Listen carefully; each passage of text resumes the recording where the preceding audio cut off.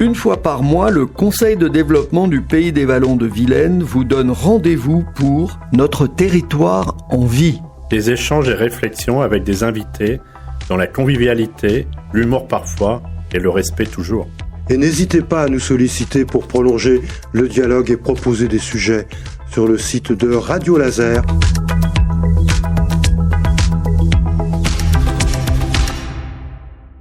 Bonjour à toutes et à tous, Notre territoire en vie sur Radio Laser, Notre territoire en vie qui est une émanation du Conseil de développement du Pays des Vallons de Vilaine et qui est heureux de vous offrir cette chronique qui s'intéresse à une entreprise qui a existé et qui continue à exister d'ailleurs, d'élevage de porcs.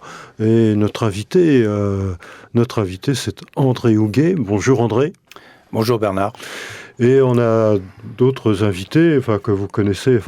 Vous connaissez pas Albert. On découvrira Albert tout à l'heure. Bonjour Albert. Bonjour Bernard. Et puis Eric. Bonjour. Eric qui est le président du Conseil de développement du Pays des Vallons de Vilaine.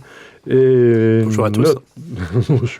Et notre acolyte Pierre-Emmanuel qui officie avec un autre, on va pas dire qui, au niveau de la communication. Bonjour.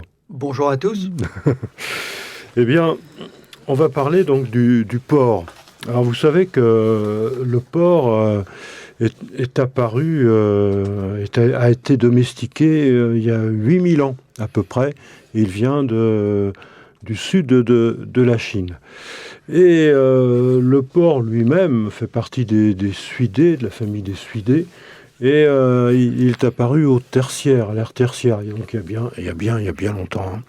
Et donc ces canines se sont développées.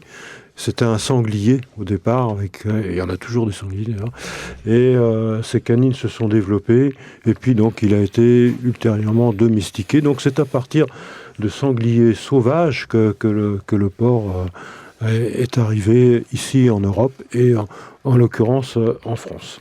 Alors, savoir que la Bretagne est devenue un acteur majeur de la production porcine en France, avec près de 6% du cheptel, 60%, excusez-moi, du cheptel national. C'est énorme, 60%, André. Tout à fait, oui. Énorme. Les exploitations porcines bretonnes élèvent environ 6,8 millions de porcs en 2022. Alors ça doit encore augmenter. Non, la production a plutôt baissé. Ah bon ? D'accord. En 10 ans, la production a baissé de 10%. D'accord. On sait pourquoi aujourd'hui ? Non.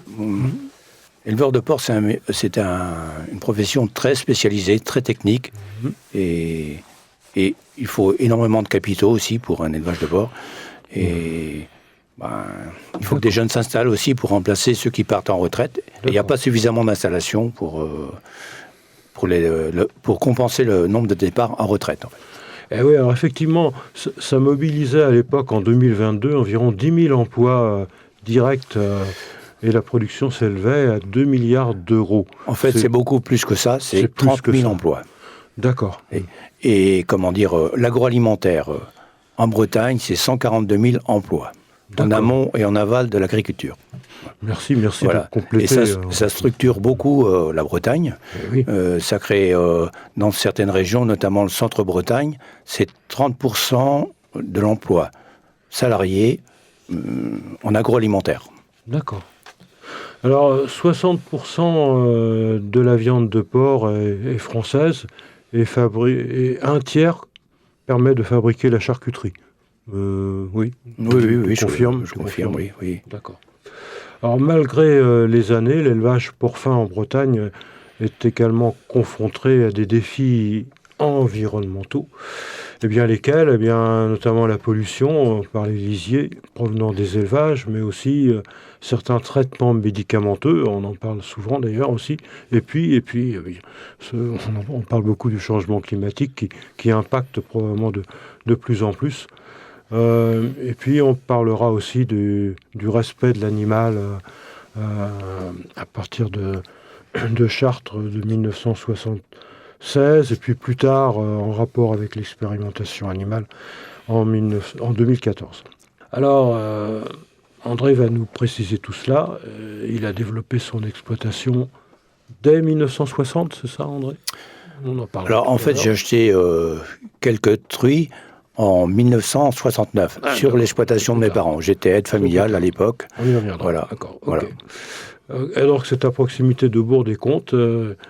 Et il est à la fois, donc, il est là d'ailleurs comme acteur et comme témoin, surtout comme témoin maintenant de cette activité importante ici en France. Alors, rappelons que le porc est un aliment très, très utilisé en France. Moins dans certaines pratiques, en l'occurrence les musulmans par exemple ne mangent pas de porc, mais ici on en mange pas mal quand même. C'était la base en tous les cas de l'alimentation, souvent dans les campagnes, n'est-ce pas, Absolument. Moi je me souviens de l'exploitation de mes parents. Moi je suis né à Laillé en 1949, et mes parents avaient une petite exploitation. On peut appeler ça une exploitation de subsistance, puisqu'il y avait 10 hectares. Il y avait une dizaine de vaches laitières et 2 ou 3 cochons. Et il y avait la basse-cour. Donc, nous, on se nourrissait forcément à partir des aliments de la ferme. La basse-cour, le porc, le lait, voilà. D'accord. On a commencé déjà la présentation finalement d'André. On va y revenir. Et donc, on vous a présenté nos invités et puis les co-animateurs, en quelque sorte, Eric et Pierre-Emmanuel, de ces chroniques du Conseil de développement. Alors, on va passer maintenant, plutôt aussi, André, à votre présentation, André. Votre présentation, votre formation. Donc, vous êtes né, vous nous l'avez dit tout à l'heure. Je suis né à Laillé, en 1949. À Laillé, vous êtes né. À Laillé, voilà. D'accord. Et dans une ferme, dans un hôpital ou non, je suis né direct au village.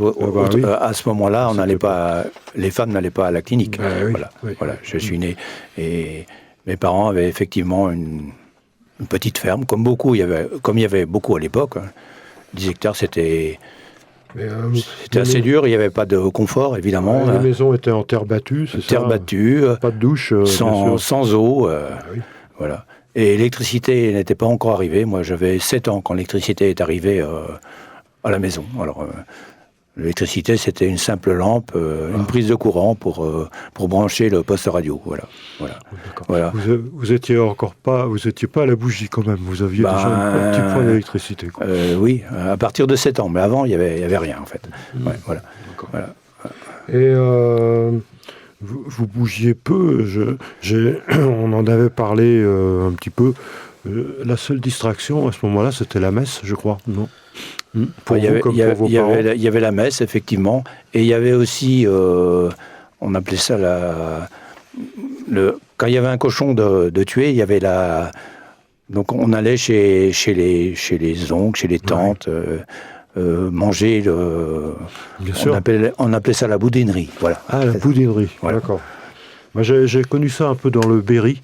Dans le Berry, mes grands-parents avaient des cochons aussi. Et quand le cochon était tué, tout le monde se retrouvait pour manger du boudin et pour se partager des morceaux de viande. C'est ce qui se passait chez nous aussi. La Bretagne, c'est pareil, à peu près, quoi. Oui. D'accord. Et donc, vous mangiez bien. Quelle était votre alimentation? De la viande de porc, on avait la chance d'être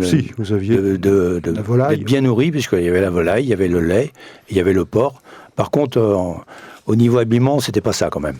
On n'était pas très bien habillés, souvent avec des pièces, et ce qui provoquait les moqueries de nos petits camarades un peu mieux lotis. Mais enfin, ça m'a forgé un caractère aussi, ça m'a donné un esprit de battant. Voilà. Sûrement, de résilience aussi. Voilà, exactement. Et vos petits camarades, c'était des camarades des fermes d'à côté ou non? Oui. Alors ça pouvait être des enfants de commerçants, mais aussi des enfants d'agriculteurs, disons un petit peu plus riches. Quoi. Bon, voilà. On est toujours le pauvre de quelqu'un. Sûrement. D'autre part, il y avait beaucoup de pommes. Vous m'aviez dit ça une fois, vous aviez pas mal de pommes, et donc le cidre. Il y avait le cidre à l'époque. était important, puisque le cellier était souvent aussi grand que l'étable. Ah oui. Et est-ce que dans les fermes bretonnes, les animaux pouvaient servir de chauffage? C'est-à-dire, est-ce qu'il y avait communication avec la pièce où dormaient les habitants? Dans certaines fermes, l'étable était accolée à la maison d'habitation. Effectivement, chaleur animale, quoi. Ça pouvait chauffer un peu la maison. Oui. Oui. Mais enfin, en même temps, moi je me souviens avoir attrapé des engelures dans mon lit, parce qu'il faisait tellement froid dans la maison que... Voilà. Alors, je me rappelle l'autre fois, en parlant entre nous comme ça, vous m'aviez parlé aussi de la tuerie, c'est ça? Quand on tue le cochon, puis on dit la tuerie. Oui. Ça fait un peu barbare, ça, je dis ça comme ça. On tuait le cochon, voilà. Oui. Ouais, Mais voilà. cela étant dit, je suis allé en abattoir pour des raisons professionnelles, et les gens qui abattaient les animaux dans la région ici disaient on va procéder à la tuerie. Oui, c'est une expression. C'est le terme, c'est sûr. Mais je n'aime même pas trop voir le cochon tué, c'est sûr. Oui, c'est sûr. C'est sûr. Alors, est arrivé aussi quelque chose, puisque avant c'était le cheval, bien sûr, est arrivé le tracteur. Racontez-nous un petit peu comment ça s'est passé, l'arrivée du tracteur dans le village. Alors, effectivement, passer de la traction animale à la mécanisation, c'était une révolution pour le monde paysan. Moi, je me souviens, mes parents avaient changé d'exploitation, ils étaient arrivés à Saint-Snou, une petite ferme de 17 hectares. Donc vous étiez à Laillé, c'est ça? Oui. De 48 à 58, c'était Laillé, et de 58 à 68, c'était Saint-Snou. Voilà. D'accord. Voilà. Alors là, il s'agissait d'une petite ferme de 17 hectares, 60 parcelles, forcément des toutes petites parcelles entourées de haies, et des pommiers dans le milieu des champs. Voilà. C'était des conditions assez dures, des conditions. Et là aussi, il y avait l'électricité, mais il y avait toujours pas d'eau, et c'était toujours sur de la terre battue. Voilà. Voilà. Alors je ne sais plus où on en était. On en était au tracteur. Ah, le tracteur. Alors chez nous, il est arrivé en 62. Oui, en juin 62, je me souviens très bien, j'avais 13 ans. Et vous avez conduit le tracteur déjà de 13 ans, non? Je vais vous expliquer. Ouais. Voilà. Et mon père a eu beaucoup de mal à s'adapter au tracteur. Passer de la traction animale au tracteur, c'était une marche assez haute. Il a réussi au fil du temps, mais au final, c'est moi qui ai été promu chauffeur de tracteur lorsque j'avais 13 ans, voilà. Plus souple, hein, vous étiez plus souple que papa, bien sûr. Bon, des fois, il fallait se lever tôt le matin pour aller emmener les pommes à la cidrerie, à la SIAB, à Bourg-des-Comptes, voilà, avant d'aller à l'école, en fait. Voilà. Et donc, vous vendiez les pommes, quoi, c'est ça, oui? C'est ça, oui.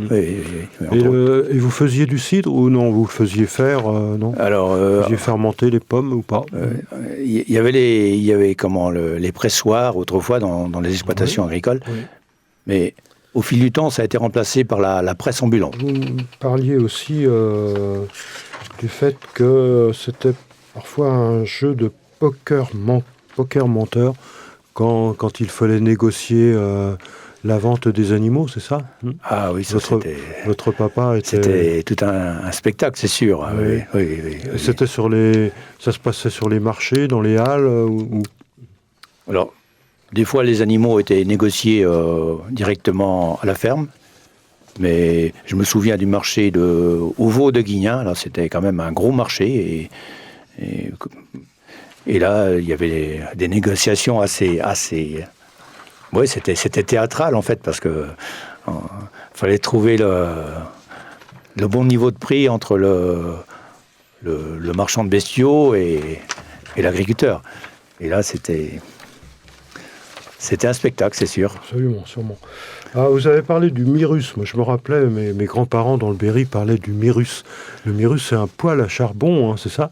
Et finalement, il existait partout en France, quoi, le myrus. Oui. Et vous m'aviez raconté une anecdote sur l'intoxication. Vous avez été sauvé par un chat, c'est ça? Oui. Absolument, oui. Le chat a ressenti les émanations. Oui. Et on a failli y passer, toute la famille a failli y passer à l'époque. Oui. Comme quoi, ça ne sert pas que à chasser les souris, le chat. Ça peut être absolument. un détecteur. Juste pour préciser, Eric, c'était une intoxication au monoxyde de carbone, c'est ça? Absolument, c'est ça. Oui. Monoxyde de carbone, oui, tout à fait. Ok. Alors maintenant, on va peut-être arriver à comment ça s'est passé, finalement, pour... Vous avez, à 13 ans, vous étiez encore à l'école, c'est ça? Alors, personnellement, je suis allé... il n'y avait pas de collège à l'époque. Donc, il fallait que mes parents étaient trop modestes pour m'envoyer en pension. Donc, je suis resté à l'école primaire jusqu'à 14 ans. Voilà. À Saint-Snoux? À Saint-Snoux, voilà. Et ensuite, je suis allé en maison familiale, 3 ans à Chanteloup, maison familiale de Chanteloup, maison MFR, voilà. Et 1 an à Janzé, voilà. Et donc j'ai obtenu un brevet professionnel agricole. Voilà. Donc en maison familiale, vous aviez une formation théorique et pratique en même temps, c'est ça? Alors, la formation théorique simplement, parce que on était 1 semaine à l'école et 2 semaines chez les parents, en fait. Voilà, sur l'exploitation. Voilà. C'était la formation pratique chez vos parents, quoi. Exactement, oui. Et en plus, j'ai eu la chance de faire des stages dans des exploitations plus développées, donc ça m'a ouvert un peu l'esprit aussi, quoi. Voilà. Oui, sûrement. Juste pour dire un peu, on parle de maisons familiales, mais il faut dire, elles existent toujours, ces maisons familiales et rurales. Et donc, oui, c'est toujours un pilier un peu de la formation dans les milieux, dans les territoires ruraux. Et elles datent, je crois, des années 1900, début des années 1930 ou même un peu avant. Ah oui, ça fait déjà un bail. Hein. Ah oui, absolument. Il y en a une à Gauvin. Hein. Oui, il y en a sur Vallon de Haute-Bretagne Communauté, il y en a une à Gauvin, une à Bollon et une à Diepry-Messac. D'accord, 3 sur notre territoire, hein, c'est ça? Hein? Oui, et puis, mais j'en ai pas trouvé sur Bretagne Porte de Loire Communauté, qui fait aussi partie du territoire sur lequel œuvre le Conseil de développement. Ah oui, aucune pour cette partie du territoire. Et moi, on m'avait raconté que les MFR avaient été créés par un prêtre à l'époque. Voilà. On parlait du catholicisme tout à l'heure. Oui, tout à fait. Ça a marqué la région aussi, quoi. On va en reparler tout à l'heure. Région très, très catholique, la Bretagne. Hein, absolument. Enfin, catholique, mais aussi, comment on dit, druidique, c'est ça, c'est un terme utilisé. Druidique, enfin bon, il y avait des... Il y avait des choses un peu comme en Afrique, on croyait un peu aux sorciers, des choses comme ça. Ouais. J'ai entendu parler de ces choses-là. Ici aussi, à Saint-Snoux, à Laillé, partout, bien sûr. Ça fait partie de la culture, hein, bien sûr, la culture de base. Ouais. Donc vous avez commencé très très tôt, et j'ai lu quelque part, vous êtes marié en 1971, vous m'aviez raconté ça. Oui. Quoi. Et votre future épouse s'est beaucoup impliquée, hein, ce que vous m'aviez dit, s'est beaucoup impliquée dans l'entreprise, par la suite aussi. Au départ, mon épouse travaillait à l'extérieur. Elle était employée dans une société d'assurance. Voilà. Et ce qui nous a bien aidés au départ, puisque on vivait sur le salaire de mon épouse, en fait. Voilà. D'accord. Et ensuite, effectivement, Annick s'est occupée de l'enregistrement de la comptabilité de l'exploitation. En plus de s'occuper de nos 3 enfants. Voilà. Oui, bien sûr, vous avez 3 enfants.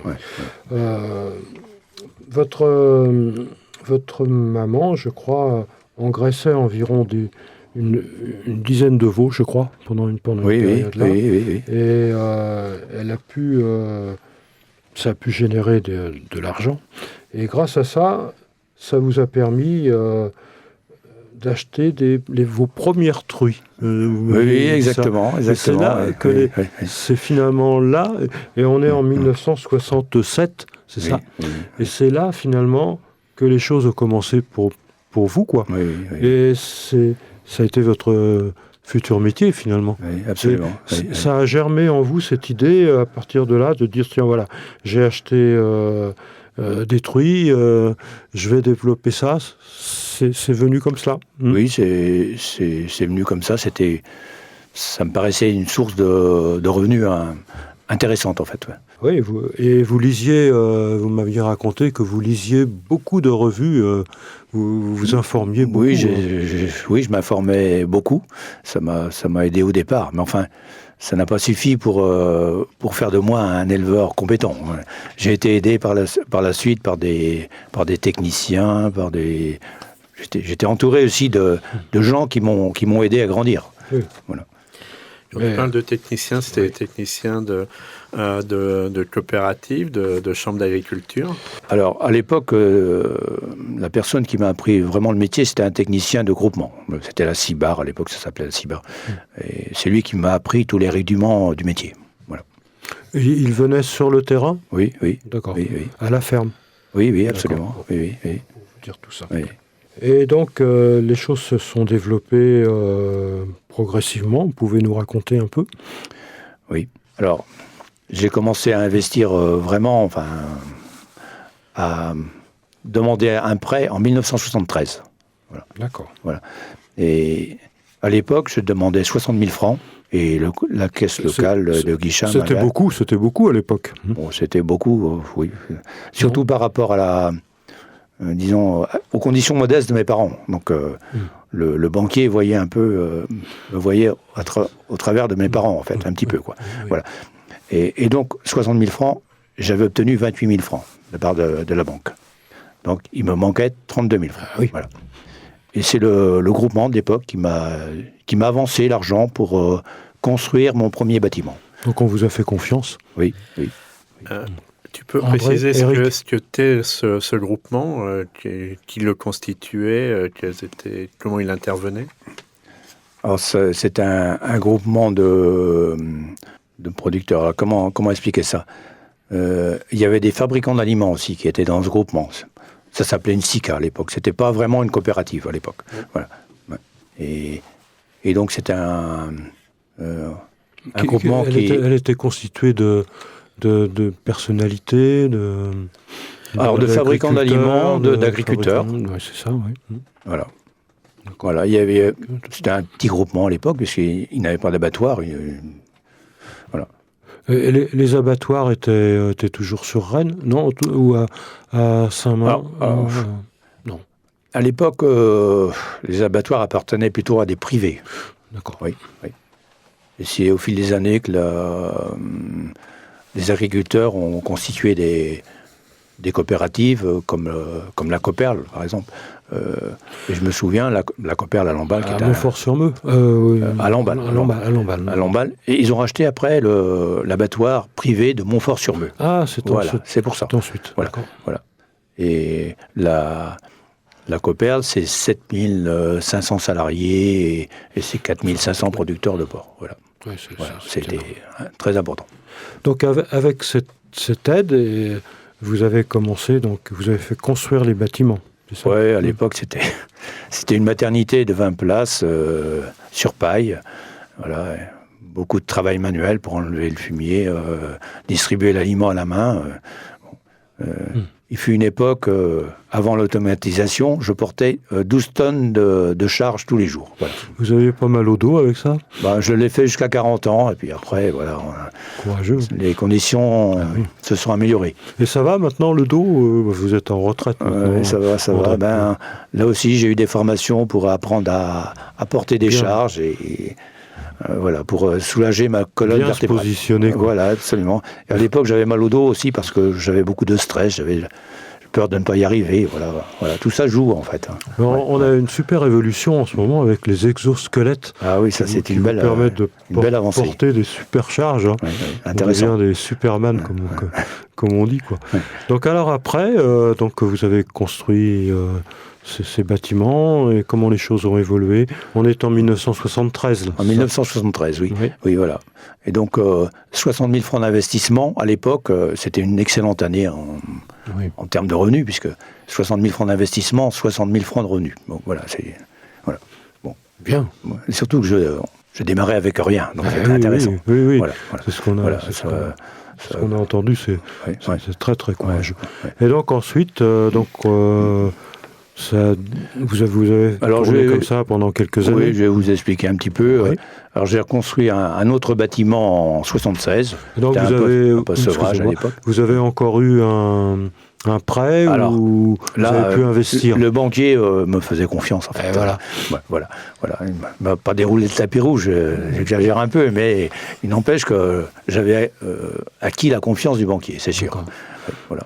Et alors, vous étiez conseillé au niveau de la gestion par des personnes de différentes sociétés. Là aussi, le centre comptable, le Cergive à l'époque, m'a bien aidé justement. C'est quoi ce centre comptable? Alors là aussi, c'est un... Peut-être que Albert pourra nous expliquer aussi, oui. s'il veut bien. Le Cergive a été constitué aussi par des agriculteurs. Voilà, ce sont des agriculteurs, pas les comptables. La comptabilité en second, c'est ça? Les propriétaires en tout cas à l'époque. Les dirigeants, c'était des agriculteurs. Les dirigeants, il y avait un conseil d'administration et les dirigeants, le directeur était un ingénieur avec des conseillers et ensuite entouré de comptables. D'accord. Mais il y avait un conseil d'administration composé d'agriculteurs. D'accord. Et comment se faisait le dialogue, Albert, entre les comptables, parce que vous étiez plusieurs, peut-être comptables, je ne sais pas. Je ne sais pas, peut-être plusieurs. Bon. Et le dialogue, comment il se faisait avec les agriculteurs? Comment les choses se passaient? Vous alliez sur place? Comment ça se passait?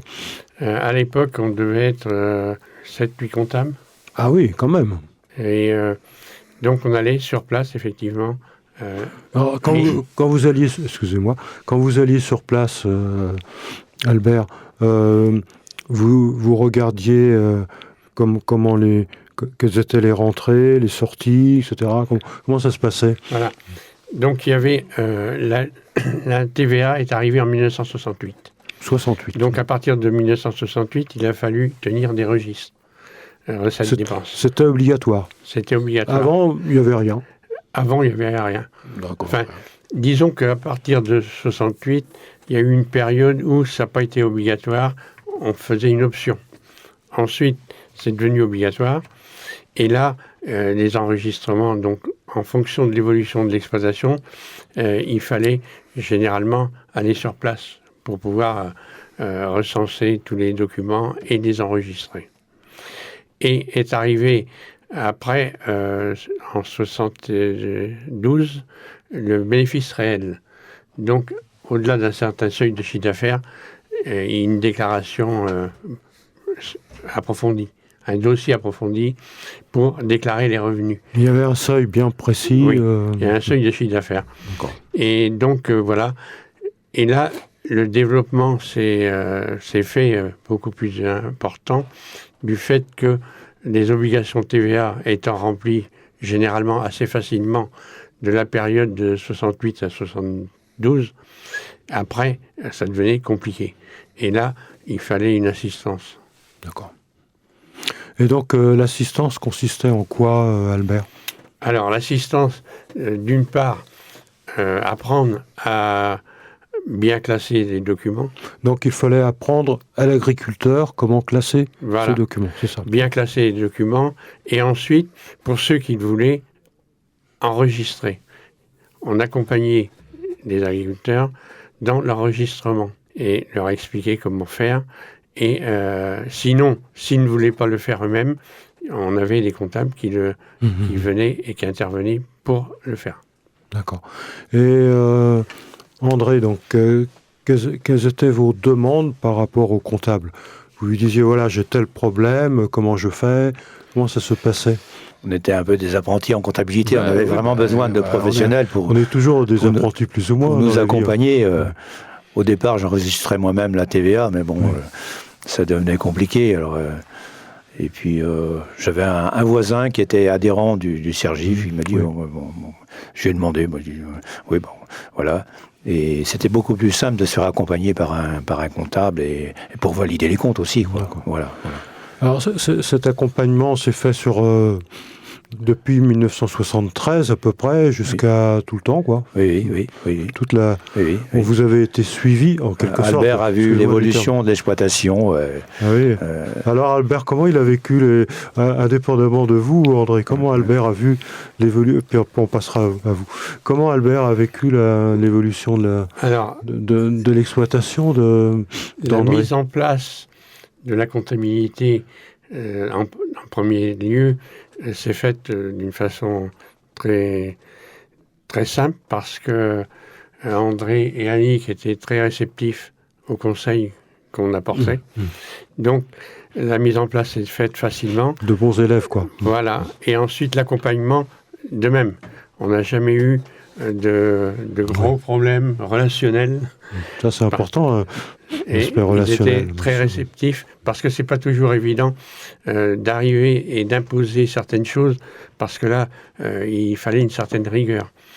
Et surtout, dans les documents de l'époque, ça se faisait sur des cahiers à colonnes. Alors, des cahiers à colonnes, c'est bien, mais quand il faut centraliser des enregistrements ça suppose qu'ils soient très bien faits, sinon vous passez un temps fou à retrouver des erreurs. Donc là-dessus, on n'a jamais eu de soucis parce que c'était toujours bien suivi.